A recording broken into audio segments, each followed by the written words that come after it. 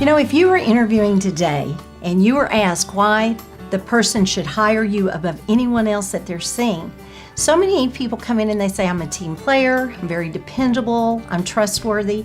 But when 3 or 4 people say the exact same thing, the client turns around and they have no idea who they want to hire because it all sounds the same. So for instance, if you're an accountant and you have great skills in reconciliation, you don't want to say, I'm just great at reconciliation. You want to be able to say, I absolutely perform at the peak of all my peers. For instance, in my last position, I reconciled over 7 different accounts that had in excess of $2.5 million per account. Get detailed, give experience, give stories. If you were hiring me, you have just won the most fantastic trip, and you're hiring me to keep your home.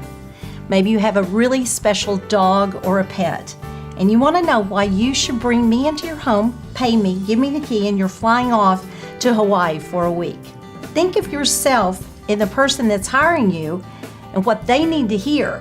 You would want to hear that I've been keeping dogs for the last 10 years. Maybe I kept your neighbor's dog down the street, and give specific examples that will make you feel comfortable and very secure that I'm the person that you can trust.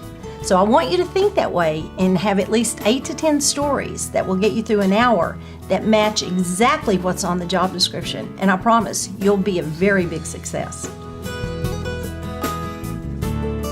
You know, I believe the number one mistake that a lot of people make in interviewing and answering questions is that they're trying to perform and they're not themselves. When you really think about what your accomplishments are and what you are most proud of, that relate, of course, to what you're going after. Because oftentimes people will get off on a little rabbit trail and they'll start talking about something that they've done and it has nothing to do with the job.